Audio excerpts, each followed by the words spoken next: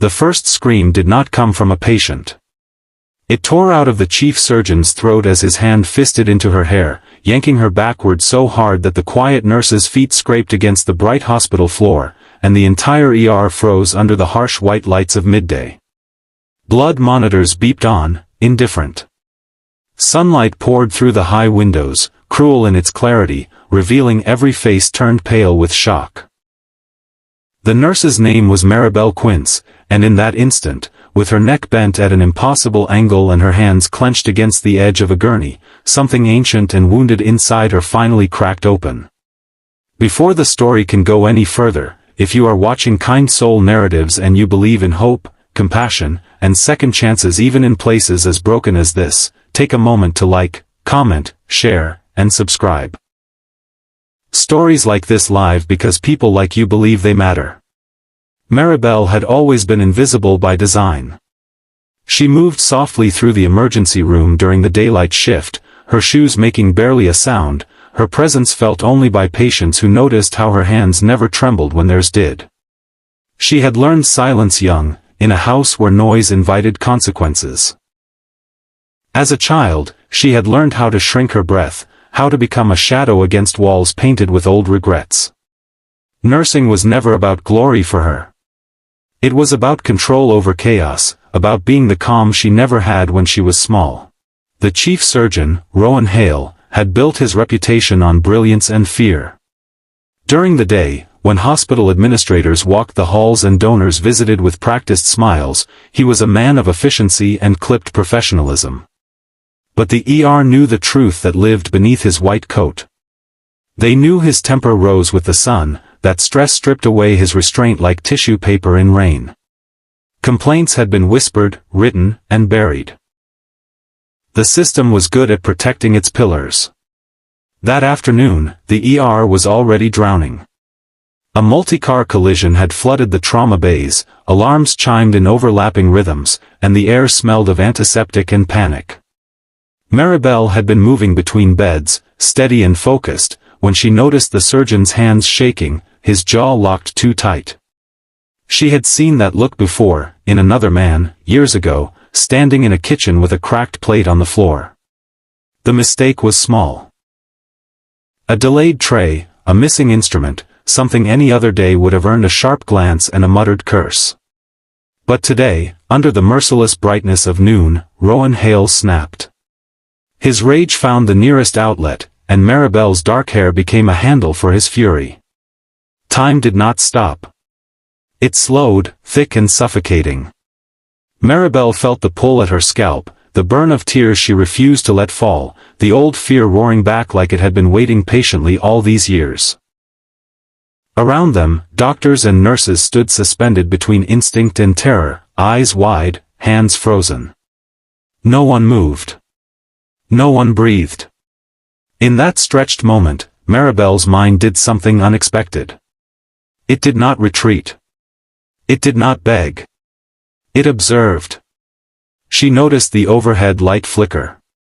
She noticed the reflection of herself in a stainless steel tray, eyes wide but clear. She noticed the familiar weight of her past pressing against her spine, and for the first time, she did not bow under it. Her childhood had been a series of swallowed screams. A mother too tired to intervene, a father whose anger was a weather system no one could predict. Silence had kept her alive then. But silence, she realized, had also kept her small. When Rowan Hale's grip tightened, Maribel did not fight him with force. She did not flail or cry out. She reached inward, to the part of herself she had been stitching together quietly for years. With deliberate calm, she grounded her feet against the floor and straightened her spine inch by inch, forcing him to adjust, to feel her resistance not as struggle but as unyielding presence. The ER felt it before they understood it. The shift in energy. The way her stillness demanded attention more loudly than any scream. Her eyes met his reflection in the glass of a monitor, and something in that gaze unsettled him. Not defiance. Not fear. Recognition. Maribel's life had taught her patterns, and she saw his clearly. A man losing control, terrified of exposure, clinging to dominance because without it he felt small. She had seen this story before. She refused to play her old role. As she slowly raised her hands and placed them over his wrist, not to pry it away but to anchor it, the room exhaled. Nurses found their voices. A resident stepped forward. Security, alerted by the sudden silence that screamed louder than noise, rushed in from the corridor bathed in sunlight. Rowan Hale released her as if burned. What followed was not chaos, but clarity. The ER returned to motion, but something fundamental had shifted. Witnesses spoke, not in whispers this time, but with steady conviction. Maribel was escorted to occupational health, her scalp tender, her heart pounding like it had run miles. She sat beneath a window where the afternoon sun warmed her skin, and for the first time, she let herself shake. In the days that followed, investigations unfolded under fluorescent lights and administrative smiles. Rowan Hale was placed on leave. Reports surfaced like long-submerged truths finally breaking the surface. Patterns emerged. The hospital could no longer look away. Maribel struggled with the aftermath in quieter ways. Nightmares returned, sharp and vivid. She questioned herself in the dark, wondered if she had done enough or too much. But something unexpected met her in the hallways during daylight hours. Gratitude. Colleagues who had never known how to speak before now stopped her, eyes soft, shoulders lighter. Patients smiled a little longer when she entered the room. A young intern left a handwritten note in her locker, thanking her for showing what courage could look like without violence. The quiet nurse was quiet no longer, but she was not loud either. She became something else entirely. A presence. A reminder.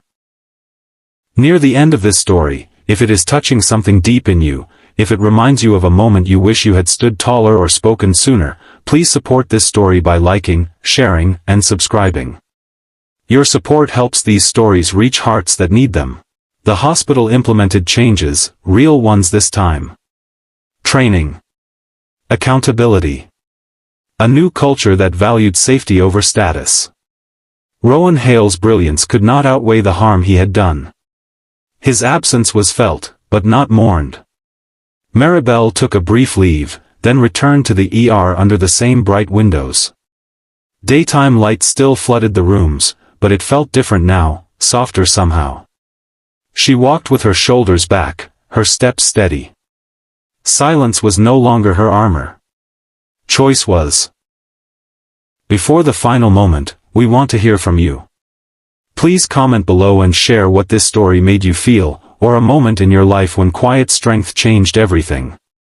On her first day back, Maribel paused in the doorway of the ER, watching the controlled chaos she loved. She breathed in the familiar scent of antiseptic and hope, and for the first time, she did not feel small inside it. She had learned that courage did not always roar. Sometimes it stood still in the daylight, refusing to bend, and in doing so, changed everything.